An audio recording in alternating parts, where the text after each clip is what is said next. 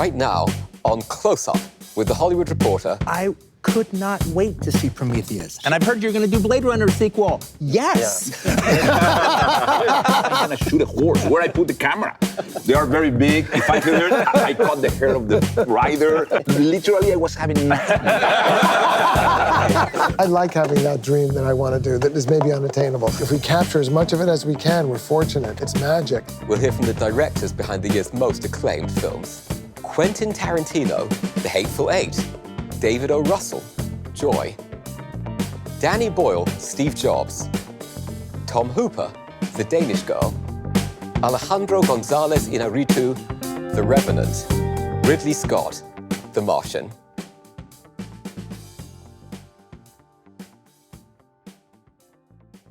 Hello and welcome to Close Up with The Hollywood Reporter. I'm Stephen Galloway, Executive Editor of Features, and let's get started.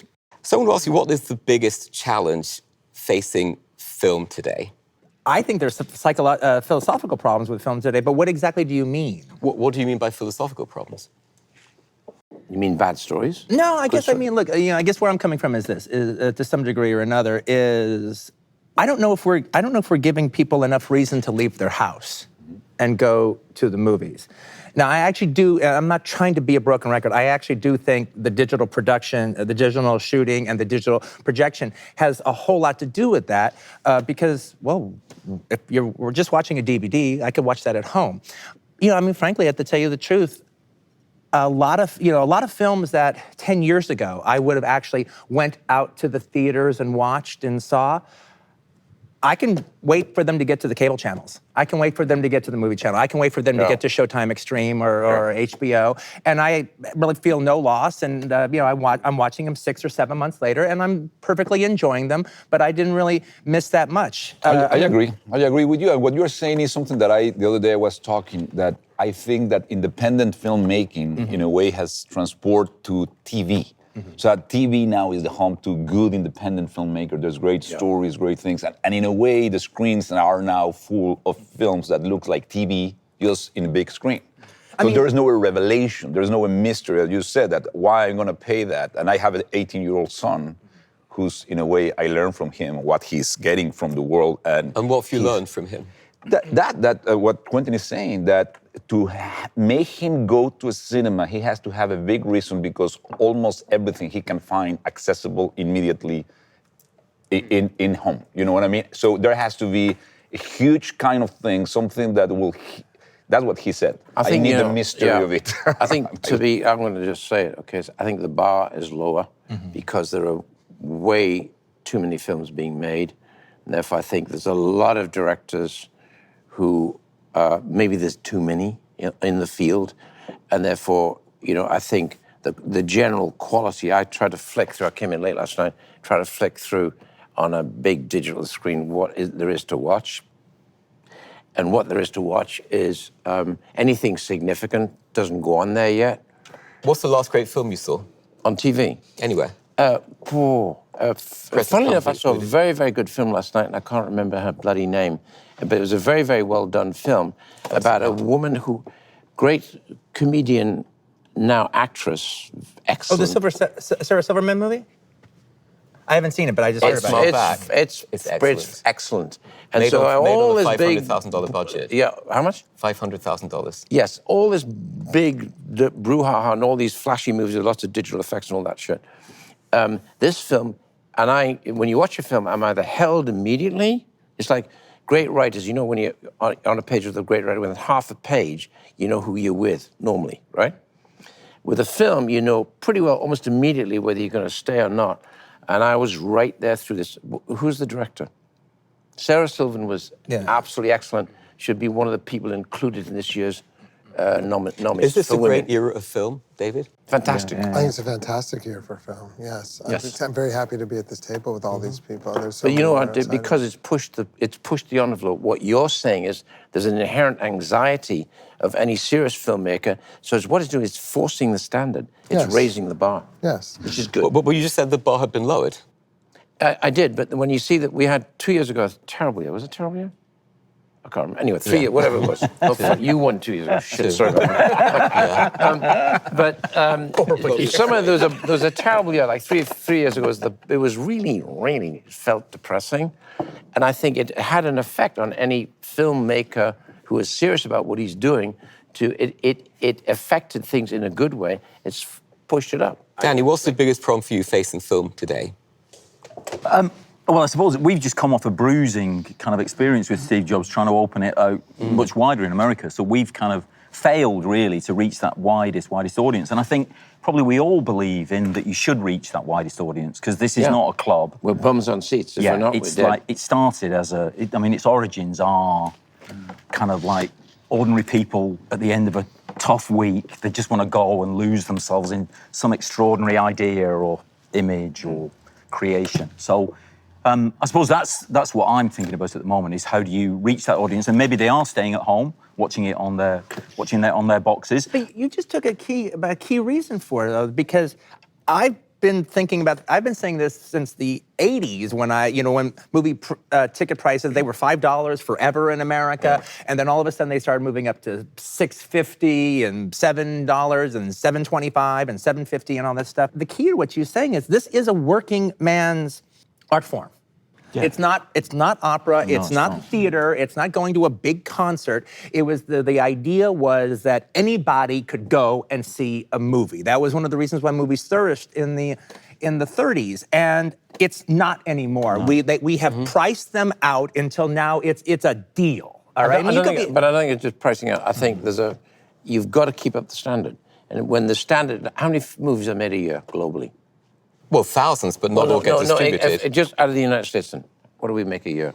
900 and 1,000? Yeah, well, that's probably 500 too many. So, I'm serious. I mean, you just run out of options and ideas and... Tom, do you think it's the working man's medium? Those aren't your films. Yours aren't, Tom. Yours are very highbrow. I don't know. I mean, I feel like... Really just like called Danny, you highbrow, is that true? Tom, you are highbrow. Dude. I hope my numbers of the last 2 films defend me against that. No, I mean, I've always felt that I make films for audiences. I mean, I really don't make them for myself, because by the time you've finished a film, you've watched it so many hundreds of times that the idea that you would have made it for yourself. I mean, by that point, you're doing anything you can to try to re-experience your film with the freshness of a new viewer, and you're trying to get back to that. For me, I've always made it for the audience and not for myself. Alejandro, I don't ever do that. I only make it for me. Alejandro, who are you making your films for? He makes it for you, don't you? Well, I think as a species, we have to look at each other. I think if tomorrow atomic bomb finish the humanity and I'm the only one staying alive, do I will make a film to see myself?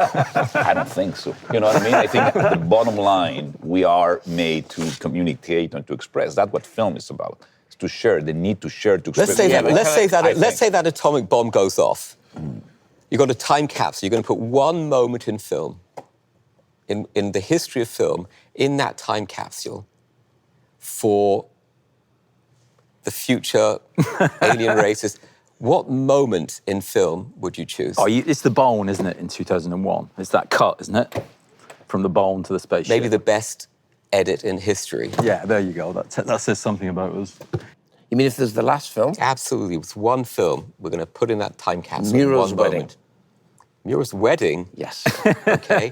I've seen it 6 times. Have you really? Fantastic. Quentin? I would, frankly, to tell you the truth, I would probably take a really I'm not going to pick out which one right now, but I would probably take a really magnificent cinematic action scene. You know, one of the really great action scenes of all time. I'm not going to go through that because I'm sure I won't like pressured what I chose. But okay, I will. Okay, the final climax of Jackie Chan's Police Story 3. That is directed by Stanley Tong. That is a sequence that that aliens would watch and be amazed at what they saw. All right, and I could go for some more slickly made action scenes, and that could work too, but that would be a thing of what cinema could do. That could actually give you an understanding of cinema in all of its bells and whistles and movement. There's that Nick Park, the climax of Wrong Trousers, That action Yes. that's one of the greatest Yes. action sequences I've ever seen. I used that when I made Three Kings. Yeah? The rhythm of it. I just love watching the rhythm of it. I love As they watching build the train the way track. they cut it, the way they cut the whole thing. So when I thought with the chase sequences leaving Three Kings, I wanted them to have that propulsive quality of leaving a village, a missile being fired at them. They're talking to each other in the car. It's just one. That's a fantastic. I watched it many times. It's Do you Wallace and watch other Gromit. films Wallace and Gromit. when you're preparing? Like I know that Bob Zemeckis says he watches The Godfather before he shoots anything. I watch films incessantly. I like watching films. They're like music to me. So, it's like I love it. They make me happy. They make me want to live. They make me want to get out of bed. It's like great music. So I watch many of the films made at this table repeatedly. They were all inspirations to me. I've been watching recently a David Lean film called Hobson's Choice. Oh, sure. Oh, yeah. Which, is such a treasure, and it's such a cousin or ancestor of Joy, because it's about a woman doing an unlikely thing with like her father runs a shoe shop, Charles Lawton, and in Manchester, and she has to kind of, she's underestimated, and she has to go out and make herself, and it's a fantastic, perfect film. So what would your moment in film be? It depends on what day you ask me, you know what I'm saying? I mean, right now, I loved a sequence I saw last night, because I watched it until it runs out of gas for me, and I'm like, oh, I'm sad, I'm sick of it now. It's no longer new to me. So I have to put it down, and that could be a sequence. I love that sequence when they go and shoot, when Eli Roth shoots that guy. I got 30 seconds to shoot that, whatever it is, 10 seconds to shoot that guy. yeah. Can you do it? Shoot the girl. Can you do it? I have to.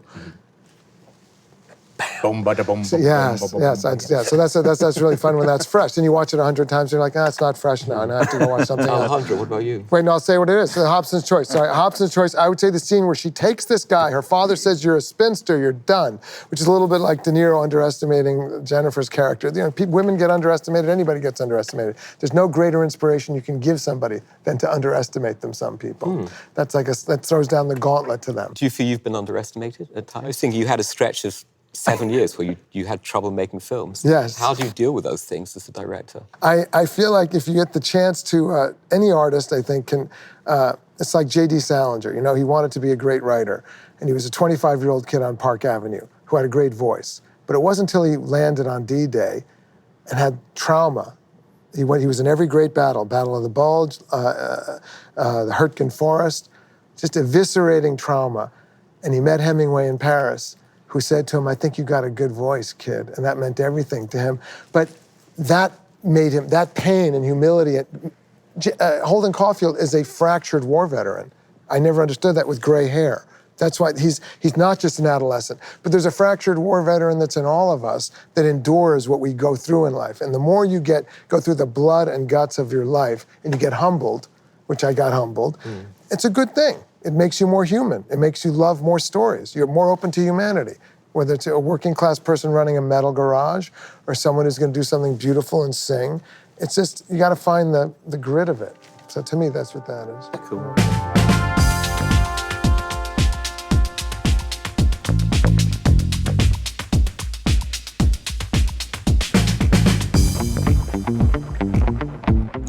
I think that, just taking some points before, when we were talking about film, in a way, there's two things that are, I think, important. What has happened in the economy in the world is happening to the film itself. So the 99% and the 1% kind of division, now there's like super expensive films or just a very tiny budget film. Like the middle class or the middle budget films are disappearing. Obviously, the ways we have been, the exhibitors has just obviously chosen the big budget things to be exhibit. So, but that doesn't mean that there's a great diversity for people to watch in cinema. There's a small amount of kind of films that make it there. So all those kind of polarizing things that are happening is affecting film in a way, as a workman kind of access to everything. And at the same time, I think what David is saying, I feel compelled about it, because when you ask me what kind of scene I will have, more than anything, I just remember scenes or moments of film that I quite even now doesn't understand what they meant to me, but they just get me in a place that I couldn't understand what I was feeling, but I felt some revelation in myself. Like Stalker from Tarkovsky that the other day I saw with my kid. Every time that I saw that film, I was just saying how he did that shot, what these mean, why these guys are dressed like that, what is that sound is telling me? So all that mystery that I I'm just feeling a revelation of a human experience that connect me with something that I'm not thinking. It's an intuition kind of thing. Instinct. When that happened in cinema is when when I met somebody and it reveals something that I have never thought or saw. Those are the moments that for me are very personal because maybe it doesn't mean nothing to nobody else. Do you think sequels are, I mean, I know sequels are good for the economy of the film, but do you think sequels are wearing us out a little bit? Is it tiresome? Do sequels become tiresome?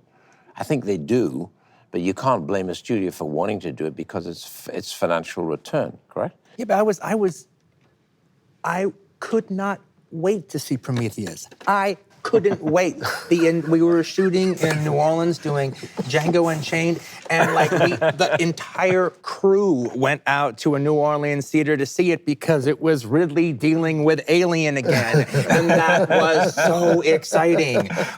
We were just counting the days until Friday happened, and then we just took over the theater in mass. I think on a Wednesday or something because that was our easy day. Yeah, but I think what you're saying was also good because.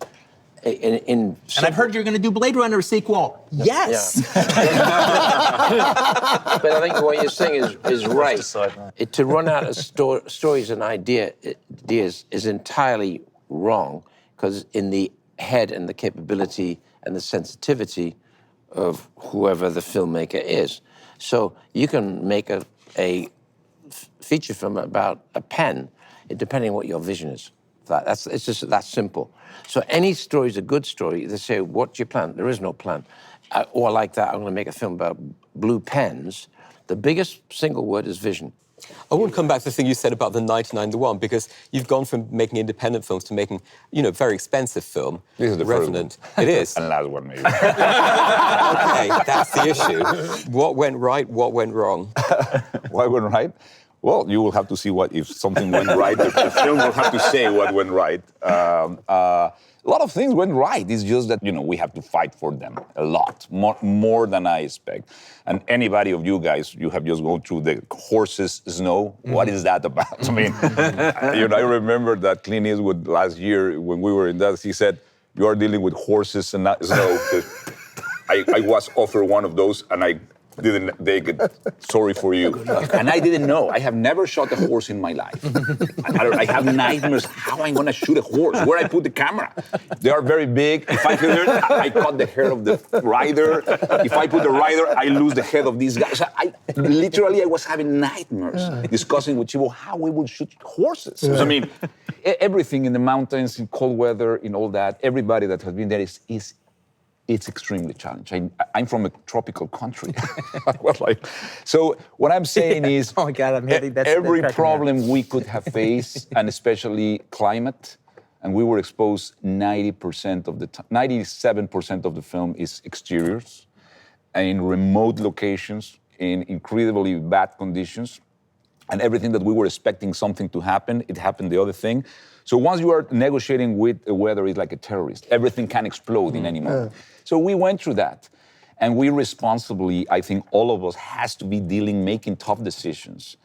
And this film for me, that is the first, all the films that I have done are low budget or middle budget, and I'm very good in the budget because I'm a producer. But it's because this was like rock climbing without a rope. Once we established the rules of the film and the language and the vision and what we want to achieve, we couldn't get out of that. You know what I mean? We cannot change and said, let's go to a blue screen because it will collapse. So we were in the middle and there's no way back. When you are rock climbing, or you go up or you die. And we couldn't. Well, one of the things that kind of prepared me because we had a lot of the same issues, the same problems. And one of the things that kind of prepared me for that, because you're 100% right, one of the things that prepared me for that was watching a documentary about Apocalypse Now and hearing Vittorio Storaro talking. Mm-hmm. And one of the things that Storaro said was about creating an aesthetic, creating a norm, and then once you do that, you can't go back. And they were talking about the Duvall sequence, and not the big action scene, but just when they're talking and everything. Helicopters were in the air. They put helicopters in the air, and they realized that once they did that, they couldn't get them out of the air. All right, it was like the whole thing collapsed if there weren't helicopters flying around all the time. And so that means every time they rolled camera, they had to coordinate with the helicopters and get them flying around and whatever and create that kind of mayhem. But it was that mayhem that they were trying to capture. And they couldn't just settle down and just do a close-up because the helicopter still had to be doing its thing. I told that to the crew. I'm going, we're going to create this certain thing and we can't go backwards. You know, if it means when it comes to a certain snowfall that we eventually capture, if that means it takes us 3 months to do this scene because we have to match that snowfall, then that's what it takes. My feeling is I'm a strategist because I've done so much experience. The most experience I've ever had in my life was 2,000 commercials. Every which way, upside down, in lakes, underwater, in snow. And that's a textbook that you're never going to get in the career as a filmmaker. And so I was so informed by the time I'd finished television commercials that doing a film became physically pretty straightforward because you'd stare at the problem and say, I've got to watch that. You watch the problem coming over the horizon, and if it's a problem, knock its head off before it gets near you. That's how I made commercials. That's why we were very successful. What was your toughest challenge on The Martian? None. It's pretty straightforward. I mean, the biggest thing was getting the bloody screen. That screenplay was very, very nice screenplay. I didn't develop it. It was written by Drew. Very good adaptation, a very good book. So once I have that, it's pretty straightforward. Commander, Mark is dead. We have to go now.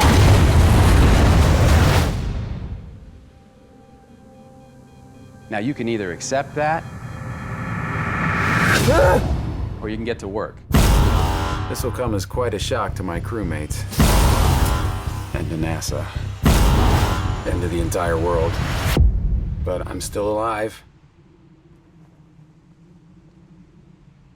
Surprise. Tom, what about you on Danish Girl? Well, I mean, I you know, things I find strangest about directing is, for me, I find like that your principal battles on a daily basis you're fighting, or sometimes your most urgent battles are actually against lack of time and lack of money, lack of resources. And yet all of us find ways to render this fight invisible. So when you see the final film, you're not aware of what the directors were really facing, because the harder you fight it, the more you make it unclear. So for me, I had a screenplay with 184 scenes and 44 days to shoot it. So that was 4 scenes every day. And so I lived intimately with the reality of lack of time, which is, you know, doing 4 or 5 takes at the most, not necessarily having the time to kind of explore everything to the extent that I might like, so having to work very instinctively. It's a strange part of the job, and I think it's often why when you talk to members of the public who don't know the business, they don't understand what you do, because it doesn't seem pressured in the way that you experience the pressure. Just going back to going back to where we started, I mean, the image that came to mind when you said what moment would you pick is the match being blown out in Lawrence of Arabia, that cut from the match blow to the landscape. And I was thinking about what you were saying about what is it that even now, as you're asked that question, that image stays in my head. And as a young child, I experienced that on the big screen in the Prince Charles Cinema in Leicester Square, which is the only cinema in London that played those great movies. There was something so extraordinary about it, but you couldn't explain it or put it into words. It had a mystery that to this day, when I play that film at that moment in my head, it still seems mysterious. And have any of you had a moment in your careers where you just were despaired and thought, I'm going to give up and do something else? I made a space movie, and it's called Sunshine, which is weird, making space movies, because you are in the footsteps of the people who've been there before, principally him. Yes. And I developed this theory because it was so tough defying gravity. Just somehow, actually, things not having gravity is just impossible. And I despaired. And I remember thinking, and then when the film came out and I did all the publicity, I remember having this shtick where I said, I've looked at it, and no director who's ever been in space ever goes back to space unless he's got to do a sequel. And then he's defied it, of course, with Martian. And then he sits there and says it wasn't any problem at all. But you know, watch Stanley, and when 2001, they begin on a running wheel, you cut outside the ship, and I'm going, hang on, Stanley, where's the wheel? There's no fucking wheel on that thing. There's a ball and a train, and where's the wheel? There is no wheel. So he cheated, and I'm sure he agonized over The wheel gives me gravity. That wheel gives you gravity. Yeah, okay? yeah. And the wheel at the outer perimeter, all it has to do is run at 5 miles an hour, and you've got gravity. And he must have agonized over that, because when you come to the outside of the ship, which is fundamentally a white train with a ball on it, I don't think that wheel was in that ball, dude. Okay. Did you ever meet him, Kubrick? No, I talked to him. I've got a very nice story about Stanley. I'd finished Blade Runner, and it was a disaster. And my investors were giving me a really hard time. Said, how can you can't end the film with this picking up a piece of origami and looking at the girl walking the elevator, nodding, and bingo, that's it. I said, it's called a film noir. They said, what's a film noir? So that was a big not problem.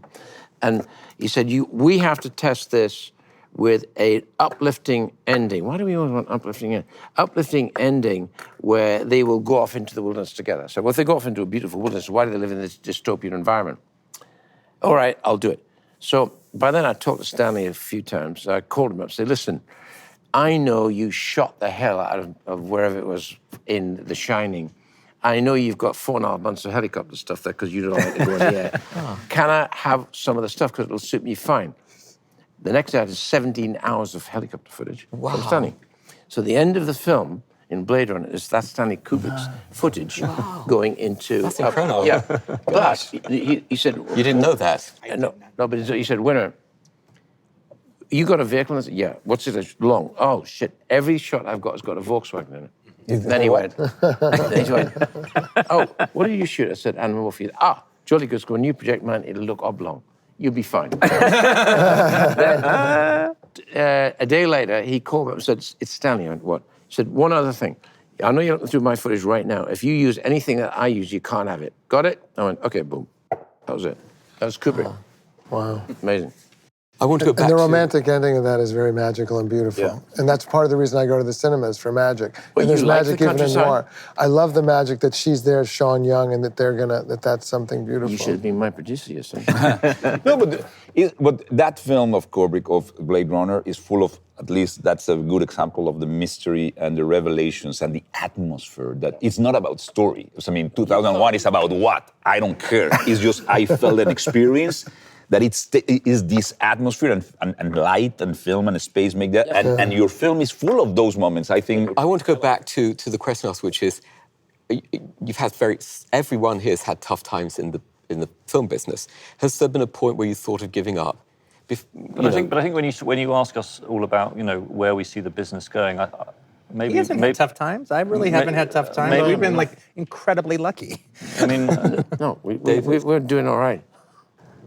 I know some great directors in our town who are friends of mine who have said to me, have come back from rough experiences and said, I don't know, man. I don't know if I want to do this anymore. You know what I mean? I understand people going through that, because it can be very, very intense and very challenging, and you can come back and you're exhausted. But I get so much magic and inspiration out of it, and it's such a privilege to make a movie. You get to live in a magic world and create magic, so you pay the price. Everybody pays the price who goes to work, and many people lose the magic, which is a sad thing. And how can they find it? And we get to try to make magic, and that always makes me it gets me excited. And my son, on the other hand, who's 21, lives to go to the movies. You see, he doesn't like watching them on devices. He likes to go out. That's like a whole thing with his girlfriend. He loves going out. He'll go to 2 movies. Let's get them together. Good. Would you make another big budget film after Revenant? I will do, I don't know. I'm so exhausted now, honestly. You are. It's the first time that I have done 2 in a row. I think Ridley is the master of that. I don't know how you do it. Yeah, you never stop working. You never stop. I don't know how you do to take time. Yeah, it's usually 3. Well, because I am always writing my scripts from scratch. So there always is this absolute downtime that built into that, because you get to live a life while you're writing at the same time, but you're incredibly invigorated by doing it and stuff. So that always creates like a 3-year gap between one movie and the next movie. Yeah, I have been like that, but I started this film before Birdman, so I did Birdman, so then it collapsed, and I physically I cannot even think about any other film in the future. If you did something else, if you had to do some other career, what would it be? I can't do nothing. It's funny. Sometimes people have said to me, if you were on Survivor, you'd be the first person asked to leave the island because they say, "Can you build a house?" I go, "No, but I can tell someone what I want them to do with an avid." But hopefully, I would stay on Survivor because I would entertain people and tell them stories. Who in this room would survive the most on Survivor? Well, you would. You have.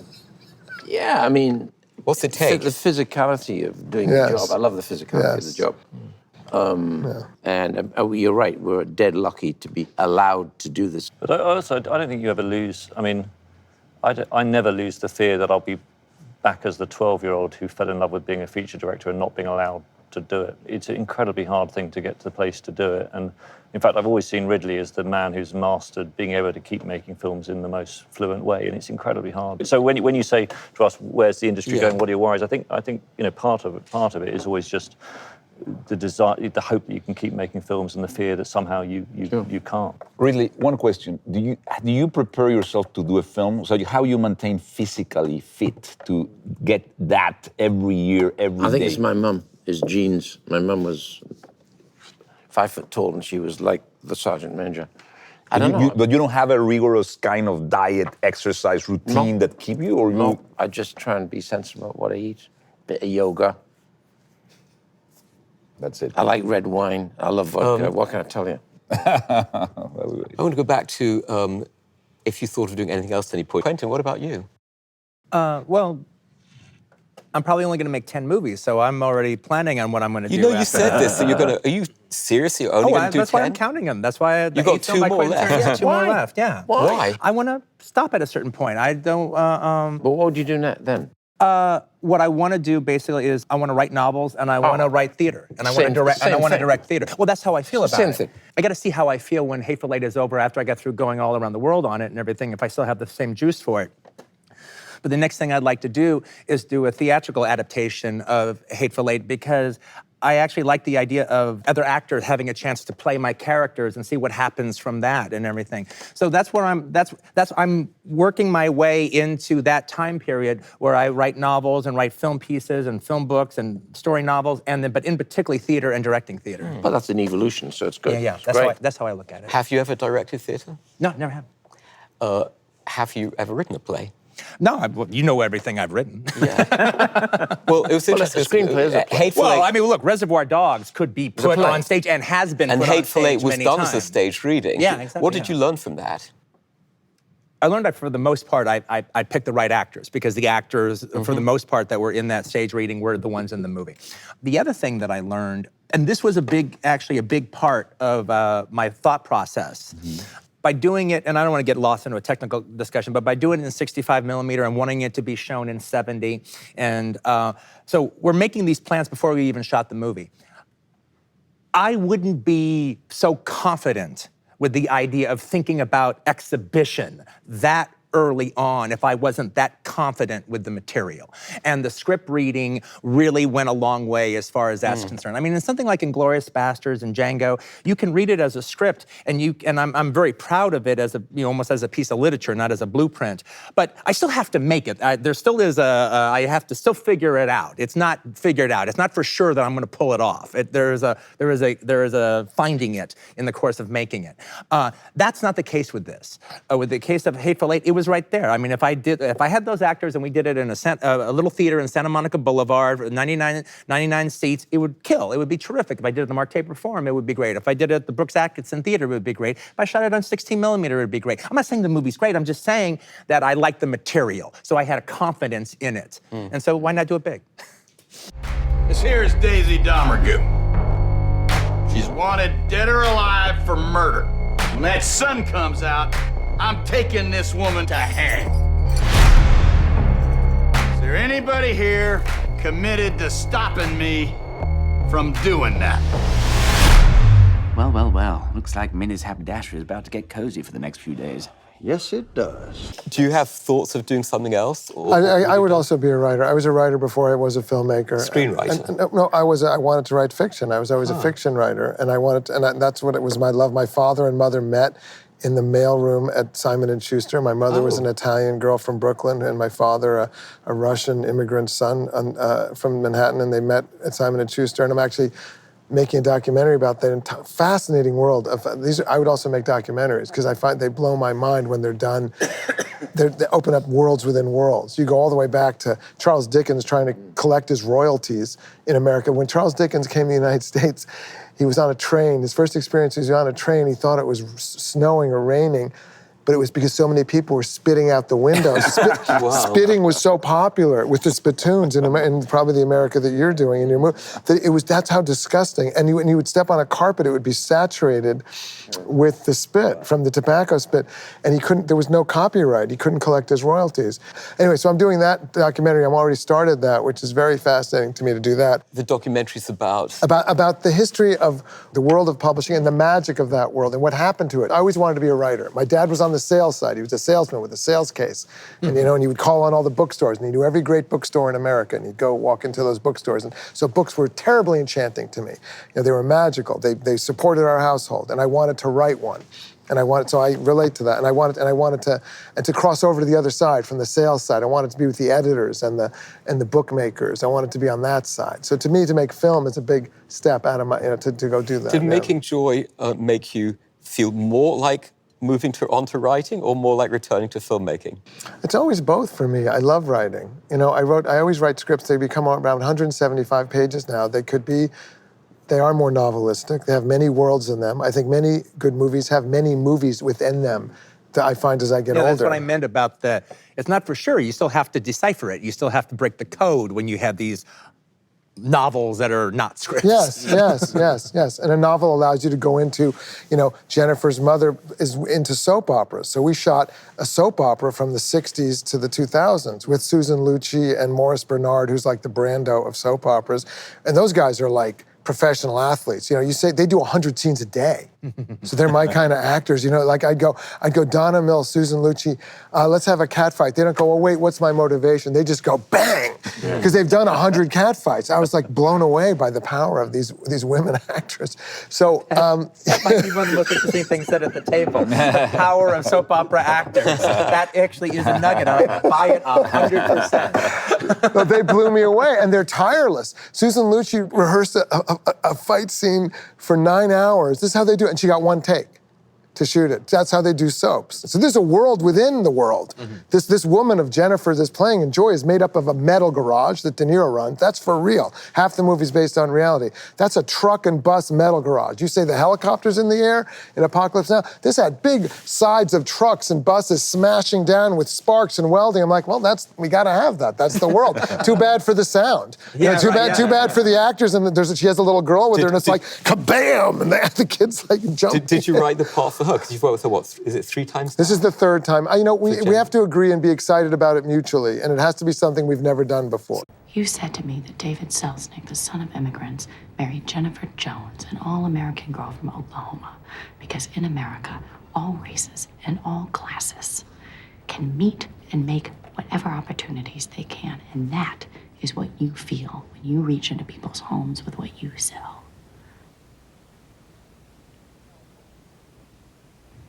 You said that. This was ambitious for us because Jennifer really goes from 10 years old, she's played by another actress, to 45 years old. That's a lifespan thing for me. And you have many generations of women. You have Diane Ladd, you have Isabella Rossellini, 2 great actresses I always wanted to work with, amazing people who have a history, personally, of working with De Niro. So with Jennifer, we first talk about how is this different? Why would this be something we've never done before, an ambition we've never done before? Well, she never played a 45-year-old woman. She never played someone at 27 who married a Latin singer who had it fall apart. I never saw the best divorced couple in America. What is that? Anna Karenina is a soap opera. Is soap opera trash? No, Anna Karenina is a soap opera. But when she loses the guy, she throws herself on the train tracks. Not Joy, the real Joy or this Joy. She keeps going, and the guy becomes her best friend. I haven't seen that movie, and he works for her to this day. Alejandro, what were your conversations that's a cool thing with Leonardo DiCaprio before you made Revenant? Because this was going to be a very tough shoot. He was going to be wrapped in a bearskin, apparently not a real bearskin. Before Birdman, we started talking, and we were planning to start. The film start in the autumn, the story, and then go to the winter, and then end in the deep winter. So I didn't have a chance to start only in September, let's say, August, September, the shooting has to start there. I didn't have any flexibility. And by that time, he got greenlit with the Scorsese film, Wolf of Wall Street. So he said, can I do this film and we can start in December? And I said, I can't. So, I mean, because we will be shooting in the snow and we have to have, I cannot be shooting the middle of the end part of it without knowing what happened to you in the beginning. So, I mean, it was impossible.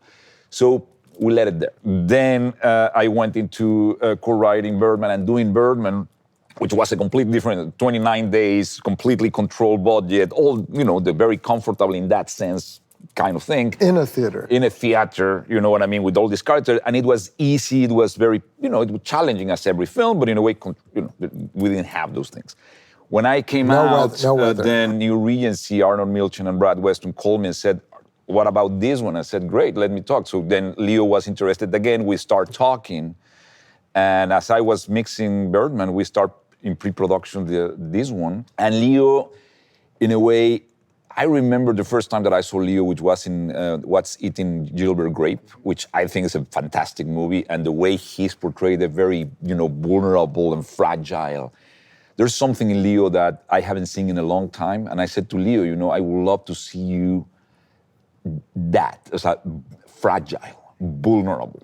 To see the man that can be broken, not to have obviously the complexity of the strength, but at the same time to allow yourself to play that vulnerability and be hit by loss, by weather, and he was very excited about it. And he transformed himself physically. So in a way, he went into a diet. He let his hair grow like here, a beard that it was like almost like Santa Claus, like that. We were both eating our hair all day with fleas around and pasta soup from 2 months before, and every kind of thing.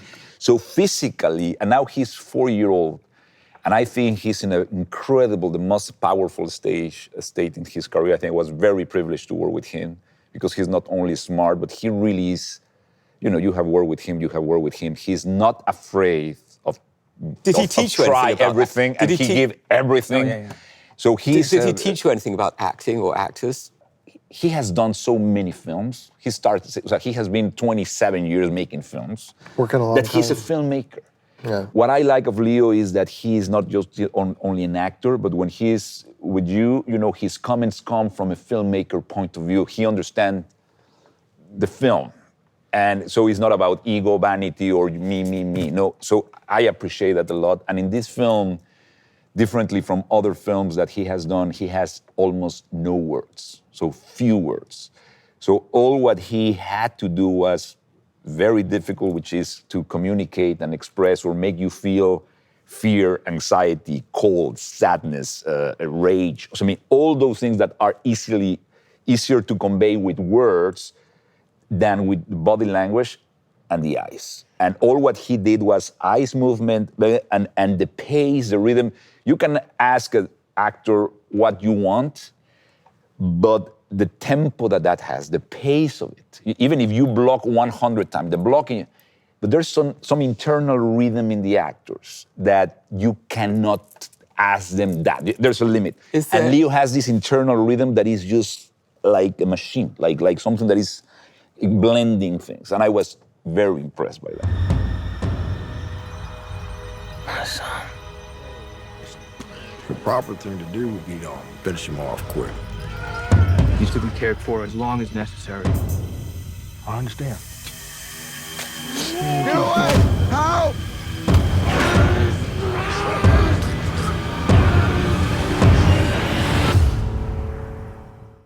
Who's taught you the most? Has anybody given you a piece of advice that you follow as you make films? I remember Helen Mirren, learning something from Helen Mirren. I was directing Prime Suspect for TV, and it was like one of the first days of the shoot, and I laid this like long track, and she came in first thing in the morning. I said, morning, Helen, and you're going to walk from here to here, and the camera's going to go like this, and there's these great perspectives opening up as the camera tracks. And she looked at me and said, well, why am I walking? I said, well, no, because it's great, because the camera's going to go like this, and you're going to. She goes, well, why am I walking? I said, well, because this. And then I sort of started to run out of steam, and she said, I think I'd be over there smoking out the window. And I kind of thought about it and realised that actually there was no particular reason why this character was walking, and this moment of a guilty cigarette, which is the character's meant to be giving up, was far better. So at that moment, I realised that the truly great actors have a kind of mise en scène in their head, or they arrive on set with even ideas about where to stage it, about their character. And as Alejandro said, it's like if you're open to it, the really great actors have a director's mind as well as an actor's mind, and from that moment on, I've always never imposed the way I'm going to shoot on an actor when they walk on set. I mean, I have my plan, but I always. What were the conversations with Eddie Redmayne when you did Danish Girl? We started prepping that about a year out, so he prepared full time for a year for that role, which is extraordinary. He did a lot of outreach into members of the transgender community and met trans women and men, and was very inspired by their stories. But a lot of the work, I mean, we screen tested. I mean, back to Ridley's point about preparation, our first screen test was 7 months out. We did another, screen test 3 months out. We had 3 weeks of rehearsal. But a lot of it was this idea that if you are a woman and your male self is a mask, how do we make it feel that it's not a film about a character transforming, it's a film about a character revealing, so that you feel that Eddie's character, Lily, has a latent femininity that's been revealed through the film, rather than that a man is becoming a woman. So it involved Eddie sort of getting so into what his suppressed femininity might feel like that playing a man would feel like a kind of suit of armor he was putting on to suppress his true femininity, and then that could slowly, through the course of the movie, be broke down, and we'd see the real self. And then we worked a lot about this idea of hyperfeminization, that if you're a woman who's been living as a man for many years, to become a woman, you might overreach, you might sort of overdo your femininity in order to reawaken those muscles or those parts of you that have been long dormant. Lily, we should go out tonight. Give them something different. Lily, you're exquisite.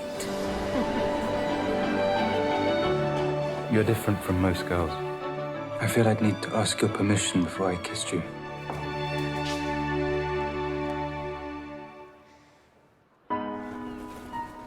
Exactly what happened last night? There was a moment when I wasn't me. Danny, when you worked with Fassbender, he'd never met Steve Jobs, nor had you. No. How did you? Well, he was amazing because he had this enormous. It was like 200 pages of dialogue, most of which was his, and so he had to memorize that and then get through that stage of memorizing. So he didn't sound like Aaron Sorkin. So he sounded like Steve Jobs, or our version of Steve Jobs, and he was extraordinary. And there were 2 things that he did. One was which, and I don't know whether you guys do this. One was which he said to me, because we did a lot of rehearsal before we started shooting, and then we, you turn up in the morning and do a little bit of blocking and stuff like that, and then they go off and get ready. Then we come back, and he said to me, "Will you always shoot the rehearsal? Always shoot it?" And we did. And I would always do that now, forevermore. And the crew were like, especially the focus puller, of course it wants to practice for professional reasons, just wants to practice. No. And it was incredible because it lifts everybody. They're on guard like that. And I mean, that was extraordinary. And I'd always do that now. I had 3 different accountants try to explain it to me. The whole place has to be streamlined. Start with 2 of the accountants. I started with the Joel, Apple... Could you come off stage? We're going to go Leave him backstage right for a there. moment. I started with the Apple II team because we don't, make that anymore. Just acknowledge the top guys. Have a mimosa and relax. You will not blow me off right now, Steve. The top guys... There are no top guys, all right? On the Apple II team, there are no top guys. They're B players, and B players discourage the A players. And the other thing he taught me was that, because the big thing in it is Steve Jobs is fighting IBM at the beginning, and he said, do you know where the word HAL from 2001 comes, the great computer in 2001? We begin with Arthur C. Clarke, and it comes from IBM, of course. Did you know this? IBM, HAL, they are the letters before IBM. Yeah. And that's where he got it from. That's where Arthur C. Clarke got it from. Yeah. Which I was just like, why didn't I know that? It was like, wait a minute. I didn't know about his footing, about your footing. Oh, I see each letter. Okay, yeah. I see it. I before H, and B before That's A before incredible. It's amazing, isn't it? Yeah. Arthur C. Clarke. Probably one of the things that me and Ridley have in common is we both made our first movies with Harvey Keitel. Mm-hmm. Right, the duelists. Yeah. Right. And Harvey was, really took me under his wing on Reservoir Dogs. And one of the things that he taught me in auditions, and I've kept it to this day, is actors would come in and he would just say, Quentin, don't help them out in that very first reading. Don't give them any guidance. Don't tell them how you want the scene. Don't tell them what you're looking for.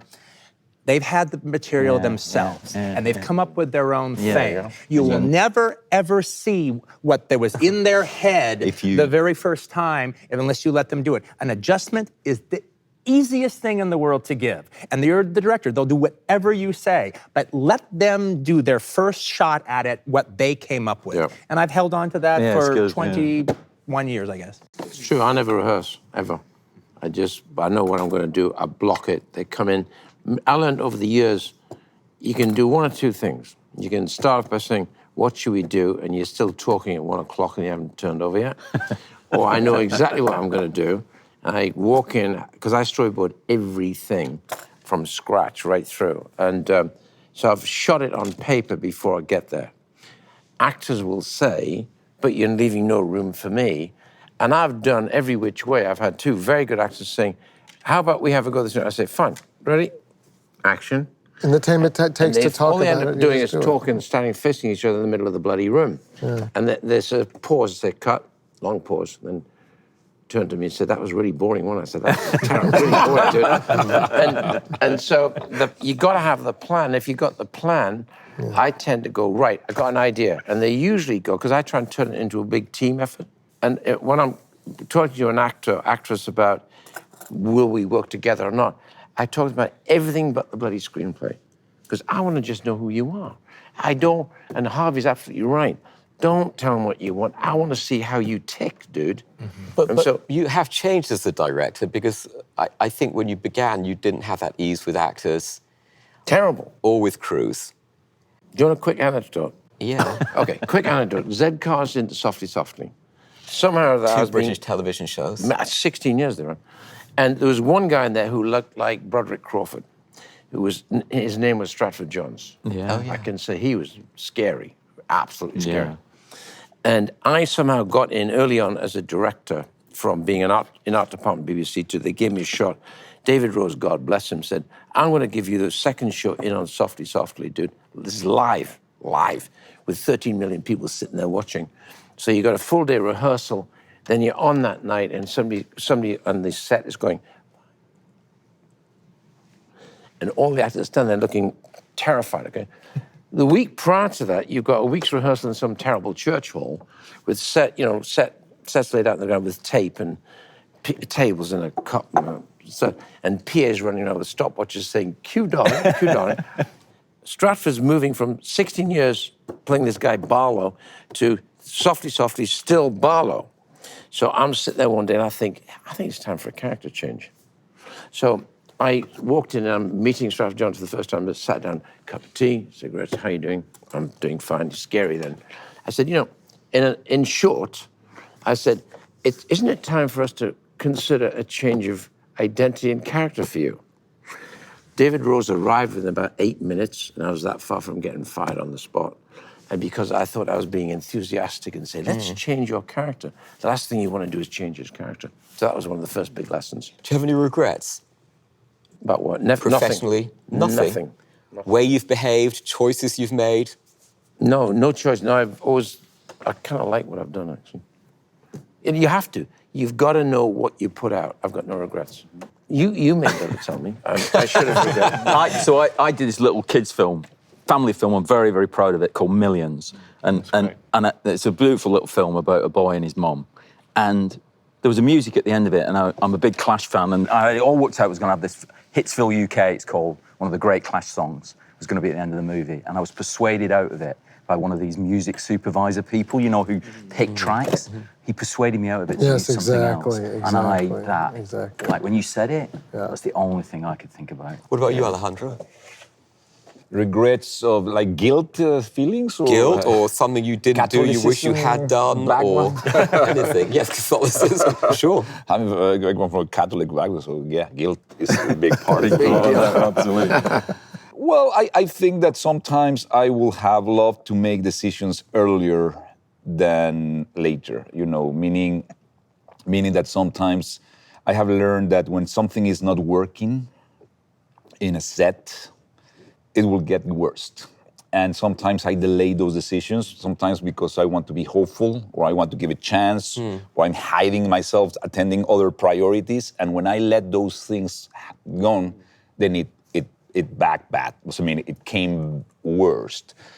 And I sometimes delay those decisions. And it has to do with not changing something that you are thinking or even somebody that is not working, that you are afraid to be polite, all those things. And sometimes that I will have loved to be a little bit more practical in that sense. I'm a little bit romantic, and then that can backfire me badly. So, what about you, David? I would say the same thing. I tend to be hopeful and positive about everybody and everything, and that's made me naive sometimes. And that's put me in situations that I later look back on and go, oh, no, you had a voice inside your head and you saw what was going to happen. You knew. In particular examples? And you knew, picking certain crew people you knew were not going to be in tune with you, and it turned out to be an unpleasant experience. Not being able to cut right to the chase with an actor emotionally, which I think my skills got better at that. Like feeling it right away and saying, let's talk about this. Let's bond about this. Let's go through this in a good way. Tom, how about you? I feel a lot of my life I'm fighting the possibility of regret, in the sense that whenever you make a choice to make a movie, it's 2 years of your life, and it's a huge investment, and you're not guaranteed that it'll find an audience or it'll go the way you want it to go. And I suppose I'm always afraid that I'm going to not do something and realize that was the film to do, or say no to a script and realize eventually that was the right thing to do. And I don't think it's yet happened to me, but I feel like it's just a matter of time. I will turn down something where I later realize that was my choice. But Quentin, how about you? I don't think I have any regrets artistically as far as the finished product is concerned and how I dealt with the artistic elements of it. I mean, the only thing that I actually really regret about my behavior when I'm making movies is just, especially when the film it's a long shoot, when it's gone on for like a long time. Every once in a while you just get tired, you get down. You just get sick of it. You just get sick of it. You've had it. You've just effing had it. And that day I feel sorry for myself. And I'm a grumpy a-hole. And everyone, Quentin's in a bad mood and to stay away from him and everything. And I really regret that. And what usually snaps me out of it is like, poor you. You are living your dream, and it's so difficult. Let's everybody fucking cry for Quentin. And it usually snaps me out of it. I mean, the biggest example of that was at some point after making Kill Bill for almost a year, I was in one of those moods, and in it, Zoe Bell, who I've now used as an actress, and she's even in Hateful Eight, she was Uma Thurman's stunt double. And I had kind of taught her how to be an actress and not just a stunt double. I wanted her, even if she's wearing the motorcycle outfit and a helmet on her head and everything, I want her to think the thoughts of the character. I want her to know what's going on. At first, she kind of laughed at that, then she took to it, almost like a duck to water. So I'm having one of those nights where we're shooting a night shoot and I'm just all like pissy about everything and I'm sick of this. And then all of a sudden I hear this call as Zoe needs to talk to you. Zoe's sitting there in this yellow jumpsuit, motorcycle outfit. She's on a motorcycle, she's got the helmet on her head. I'm like, yeah, what do you want? And she goes, Quentin, I just want to know, what do you want me to think about? We're getting ready to shoot the scene and I'm at the stoplight and I'm seeing Sophie Fatale. What do you want me to think about? And my heart just cracked open and I felt so happy. I'm almost getting teary-eyed thinking about it right now. It's like, oh my God, I've taught her to be an actress. I've taught her to think like an actress. And it just brought me back. It just brought me right back. And it's one of these emotional moments that I've always remembered in my career.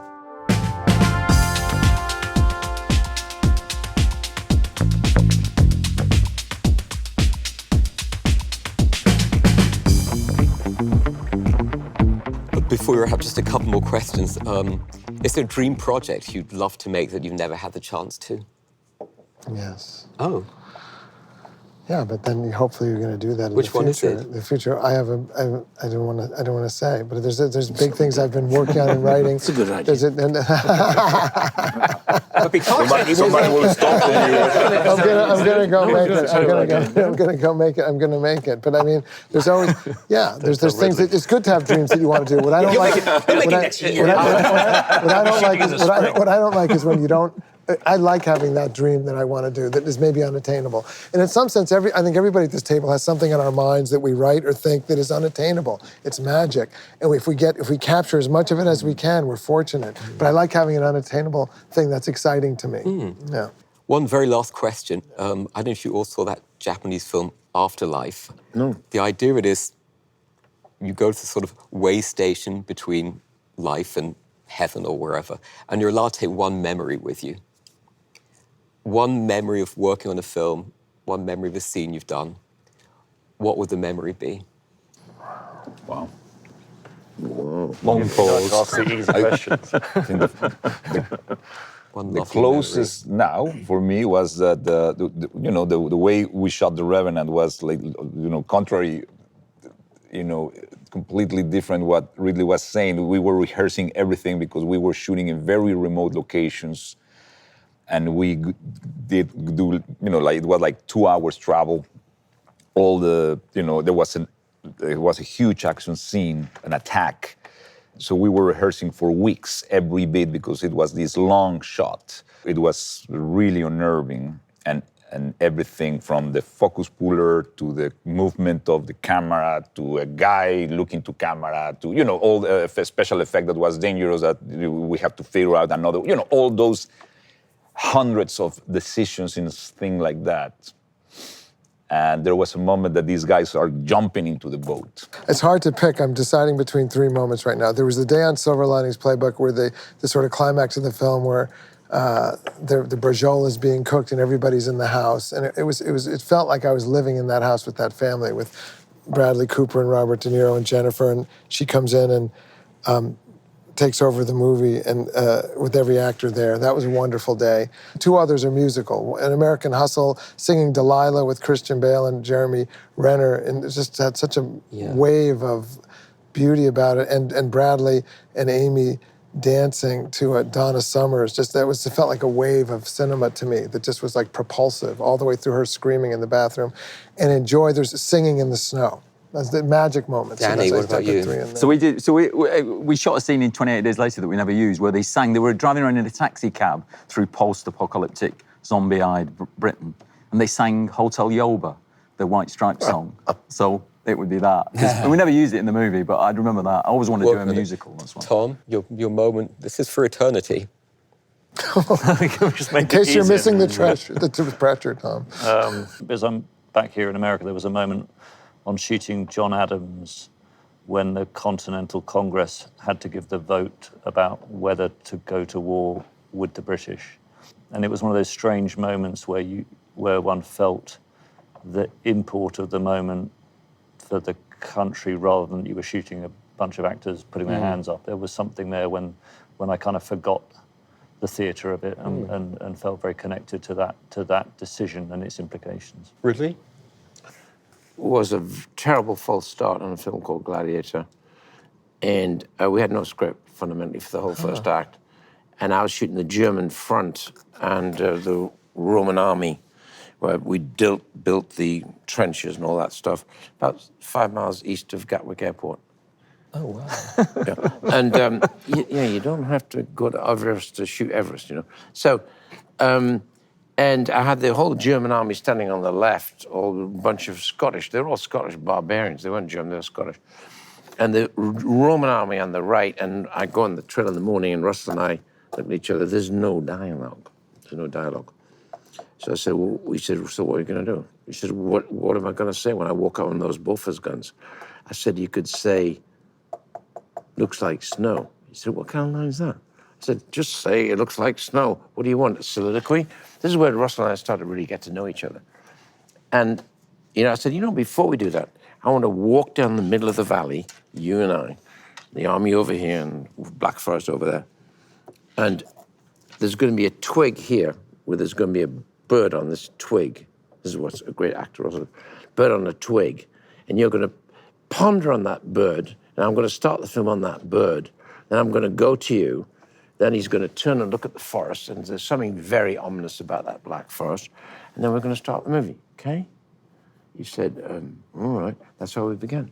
And it was always that, we were both very nervous because there was nothing there. 45 minutes later, when he got to the Bofors gun, it started to snow.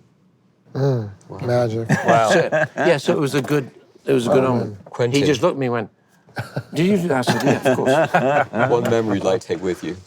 Well, I'm really glad you asked me to go last. All right, you know, I was, I don't know if I buy your concept of that's what I'm taking to heaven or way station or whatever, all right? But trying to remember one moment after over another as far as a feeling and putting myself there, i.e. the feeling, as opposed to a landmark or a good scene. I guess it would be either once we'd finished the twist contest in Pulp Fiction, or Uma dancing to Girl, You'll Be a Woman Soon by herself and the connection that we had in doing that. You know, it was just this thing in my head. And, you know, and that twist sequence in my head would have been there if John Travolta had done it or not, all right? I just ended up having a magnificent dancer who actually people wanted to see dance. You know, that was the part I didn't quite get. That was the benefit when I saw it with an audience. Oh my God, there literally is that moment when I watched it with audiences who hadn't seen it before the first time. When he kicks off his shoes, there literally was this murmur in the audience, oh my God, he's gonna dance. I remember. And so that was this iconic thing in my head, and then to capture it, and at one point, I operated the camera at some point. Now, I had to stop dancing when I was operating the camera. I found myself going like that. But that was a really lovely moment, and you know, and I was still very young in my career, so I had something in my head, and we'd put it on screen, and we'd captured it, and we had that whole, you know, Jackrabbit Slims around us, and we were there. It was very lovely. Good. Perfect. Well, I'd like to thank all of you for taking part in Close Up with the Hollywood Reporter. Thank you. Thank you. Thank you. Thank